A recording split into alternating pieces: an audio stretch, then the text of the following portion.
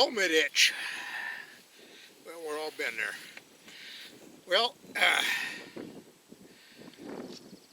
week or so back, a buddy in town had been watching my videos, and he noticed that I'd been using different cameras for different shots,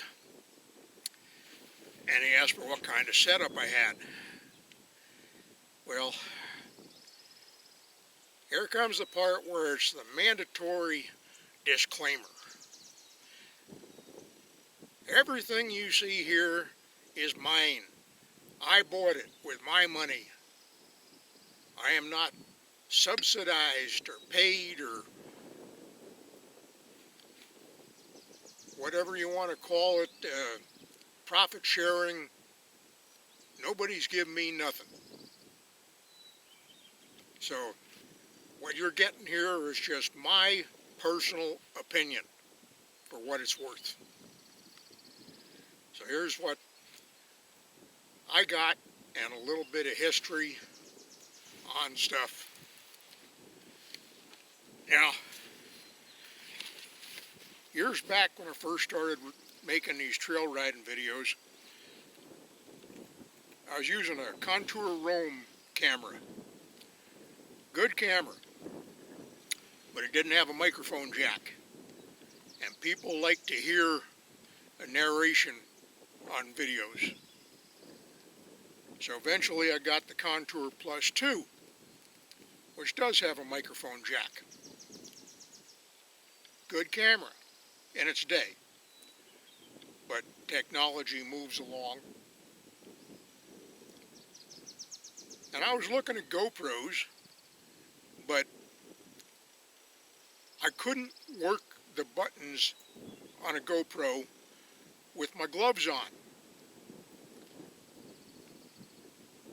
So I kept using the Contour. And a word of warning, you can still find Contour cameras for sale, but the company is out of business, and the software you need to operate this camera is no longer available.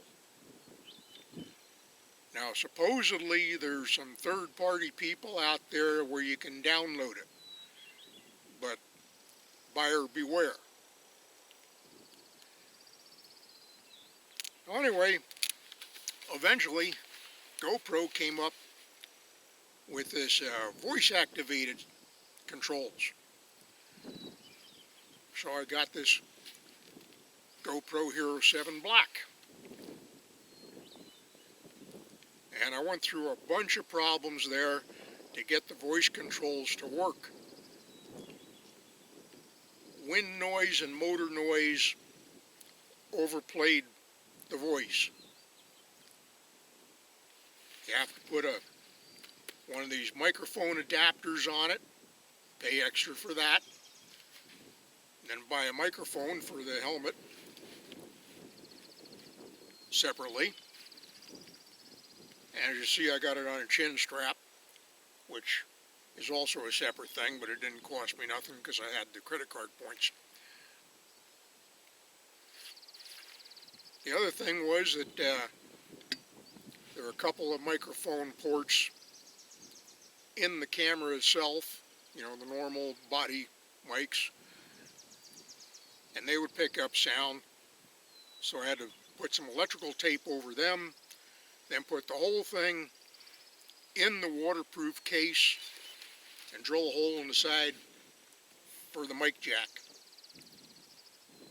And just to make a little bit more waterproof, I got an O-ring around the mic jack, and so it snaps in there pretty solid. Now the voice control works pretty good. I like it. The bad point, the adapter is powered off the camera battery. So I get about 1 hour of battery when I'm out here. Got to carry spare batteries. And that's why I keep the Contour on the side as a backup. So that's what I got for that. And it works pretty good for me. Now, of course, after a while, I decided I wanted a regular camcorder, something with a zoom lens that I could reach out and touch stuff, and to get some remote shots of the rides. But it had to meet certain criteria. It had to fit in my pocket and be tough, waterproof, shockproof, as much as I could. So I hunted around and I found this one that's doing the filming right now. So I'm going to put on my helmet and film that with the GoPro.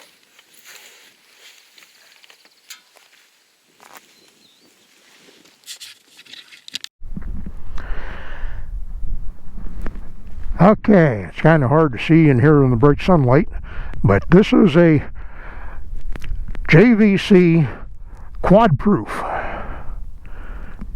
You can look up all the specs on it, but it's very water and impact resistant. I've been carrying this around for a couple years now in my jacket pocket.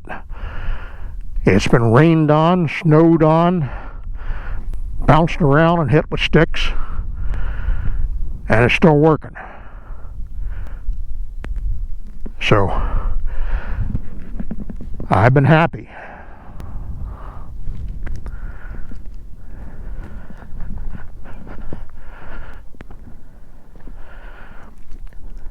It's got a great battery, runs for about 5 hours. Great zoom lens.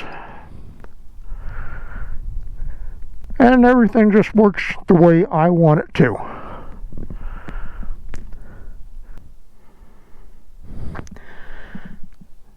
Now you notice I got the tripod. Fact is, I use 2 tripods. This is one of what they call a pocket tripod. Little feet come out of the bottom of that. And it works good most of the time. Except it's got little feet, like I said. So it's got to be on a fairly solid level surface or it tips over. But you can take the time to pile rocks on it or something like that. But naturally you can't use this when you got bushes, mud, water, whatever like that. So that's what I got this regular one for. Can splay the legs out.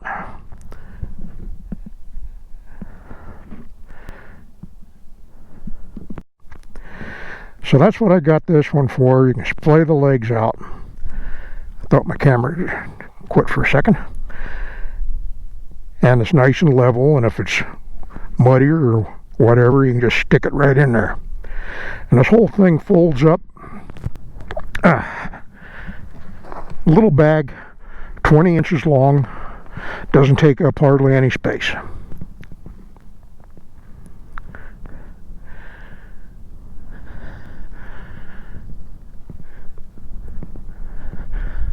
It's hard to see get a close-up with the GoPro here, but it works.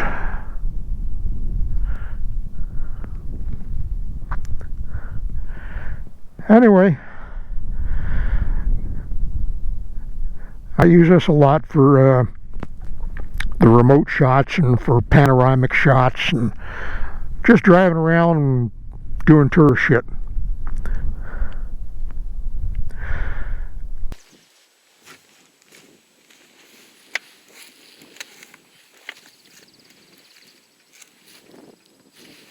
Okay, so that's my setup. Ain't the most elegant in the world, but it does what I want. It took me years to figure that out. It's been a good hobby. I never figure I'm making any money out of it, but it's fun. Keeps me busy.